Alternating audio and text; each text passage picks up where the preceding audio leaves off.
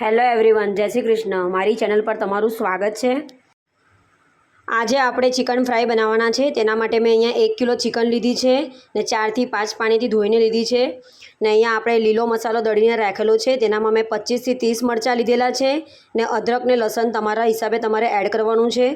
અમૂલનું 200 ગ્રામ મસ્તી દહીં લીધું છે. ચિકનનો કાળો ઘઘરો મસાલો લીધો છે ને આ ચિકન મસાલો લીધો છે. તમે જોઈ શકો છો. હવે આપણે ચિકનને અહીંયા મેરિનેટ કરવાના છે. મિનિમમ તમારે 4 થી 5 કલાક હવે મેરિનેટ કરવાની છે. તેના માટે આપણે હવે એમાં આ બંને ઘઘરા મસાલા ઉમેરીશું. હવે એની અંદર આપણે ધાણાનો ભૂકો નાખવાના છે. 1 ચમચી ધાણાનો ભૂકો, અડધી ચમચી હળદર ને જે આપણે લીલો મસાલો રેડી કરેલો હતો તે પણ તમારે ઉમેરવાનો છે. હવે આપણે જોઈએ એમાં આપણે હવે દહીં પણ ઉમેરવાના છે. ઓલમોસ્ટ બધું 200 ગ્રામ દહીં આપણે ઉમેરી દેવાનું છે. 1 ચમચી કાશ્મીરી લાલ મરચું ઉમેરીશું. હવે આપણે એને મિક્સ કરવાના છે. આપણે જોઈ શકીએ હવે આપણે આપણી ચિકન જે છે તે મેરિનેટ કરી દીધી છે. હવે તમારે આ ચિકન 4 થી 5 કલાક સુધી આવી રીતે રહેવા દેવાની છે. 4 થી 5 કલાક પછી આપણે એને ફ્રાય કરીશું.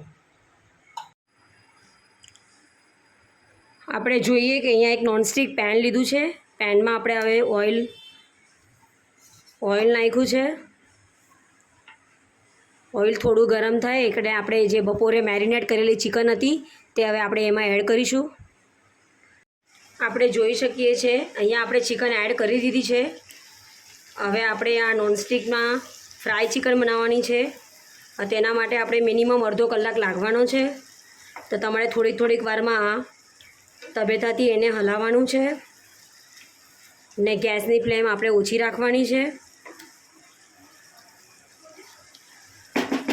ને આવી રીતના હું એને ગેસની ફ્લેમ ધીરી કરીને ઉપરથી ઢાંકણું ઢાંકી દેવાની છું. એવી રીતના આપણે 5-5 મિનિટમાં ચિકનને હલાવતા રહેવાનું છે. આપણે જોઈ શકીએ છીએ કે 15 મિનિટ આપણી ચિકન બનવા માટે થઈ ગઈ છે. ઓલમોસ્ટ અડધી ચિકન થઈ ગઈ છે. બીજા 15 મિનિટ પછી આપણી ફ્રાય ચિકન બની જશે. આપણે જોઈ શકીએ છીએ ઓલમોસ્ટ આપણી ફ્રાય ચિકન બની ગઈ છે.